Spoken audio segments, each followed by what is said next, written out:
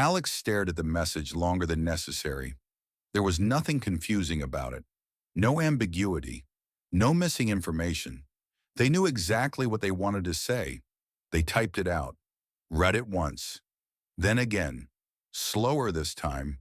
And then they deleted it. Not because it was wrong, because it didn't feel right enough. They tried again. Shorter, more neutral, less revealing.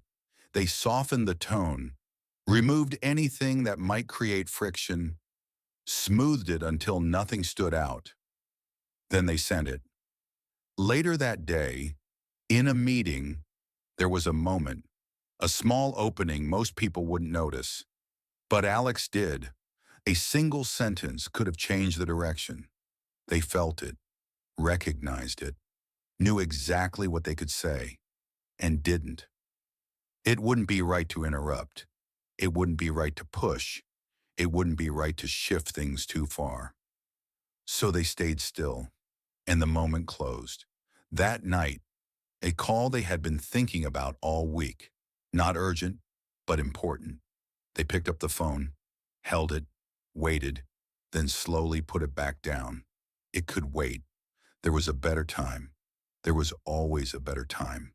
3 different moments, different environments, different stakes, same decision shape.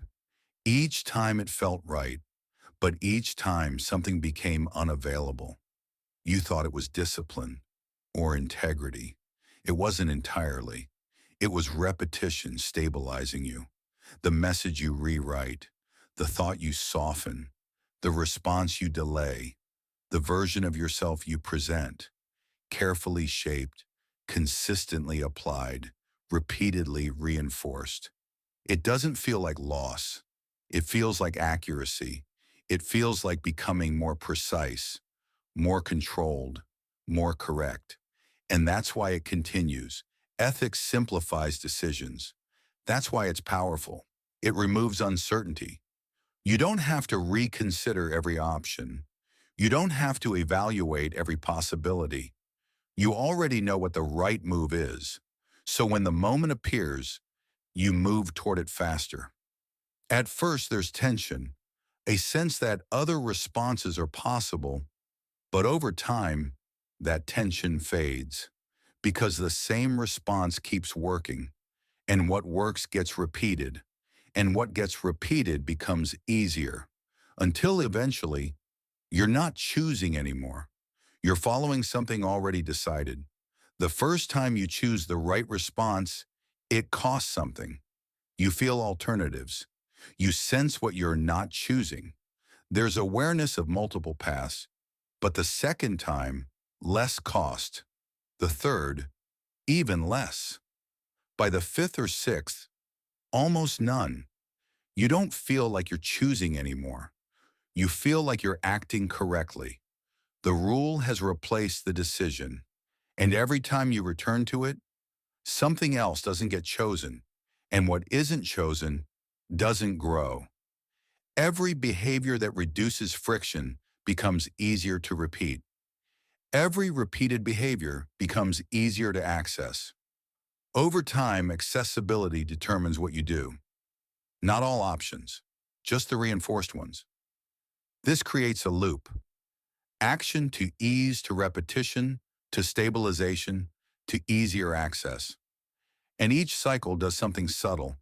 It strengthens one version of you, while everything else stays unused, not removed, just unpracticed.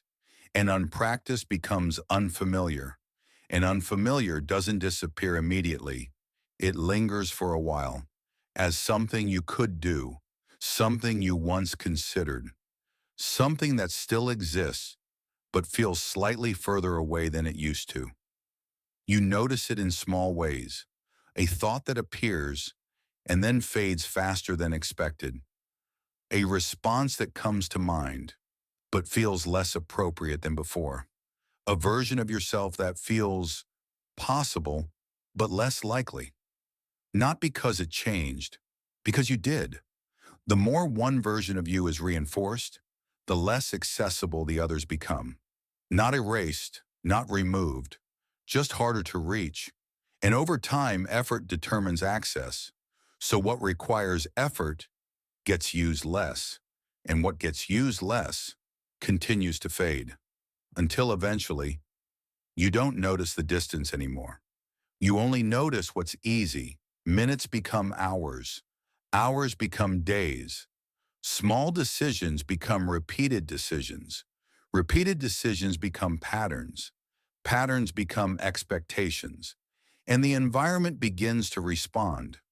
People expect your consistency. They rely on your predictability. They stop looking for variation. You become known for a narrow set of responses, and that recognition reinforces the pattern further. Stability gets rewarded, and reward strengthens repetition. There's a second layer to this. Not just what you repeat, but what gets reflected back to you. When you act consistently, people respond consistently. They expect the same version of you. They interact with the same version of you. They stop testing for anything else. And that feedback matters because it confirms the pattern. It tells you this is working, this is accurate, this is who you are. And once something is confirmed externally, it becomes even harder to question internally. So the loop tightens. You behave consistently. The environment reflects that consistency, and the reflection reinforces the behavior.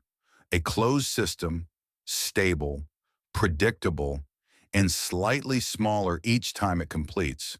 Nothing disappears all at once. There's no clear moment of loss, but over time, less gets expressed, fewer things said, fewer risks taken, fewer directions explored. Not because they're impossible, because they're not used. And what isn't used fades from reach. It doesn't feel like becoming smaller because it happens gradually. There were other versions of you available, versions that would have spoken, versions that would have pushed, versions that would have taken the risk. You didn't reject them. You just stopped selecting them. And over time, they stopped appearing. At first, that absence is subtle. You don't notice what's missing because nothing feels taken. But over time, the range of possible responses becomes narrower. You don't pause as long. You don't consider as much. You don't explore as widely. Not because you've decided not to, because there's less to consider. And that reduction feels efficient. It feels like clarity. It feels like progress. But clarity and reduction are not the same thing. One expands understanding, the other limits options. And when reduction feels like clarity, it's rarely questioned. At some point, the language changes. Quietly, it's no longer, I choose to respond this way. It becomes, this is who I am. Reliable, measured, consistent, principled.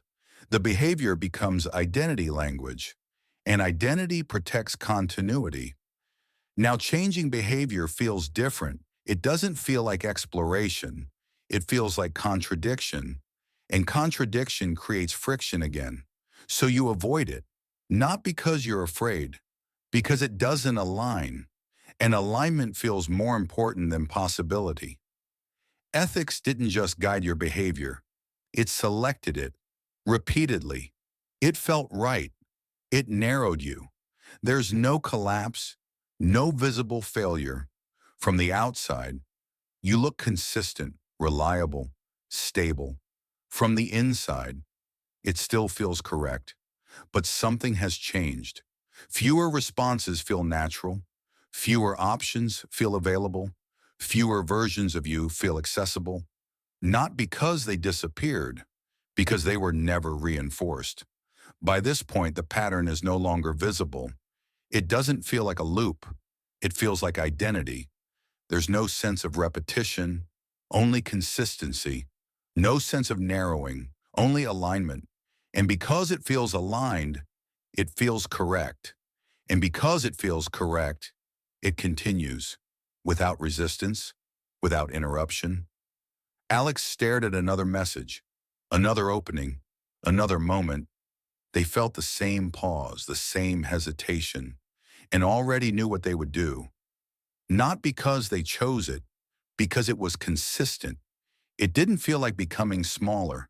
It felt like becoming right. That's why it stayed.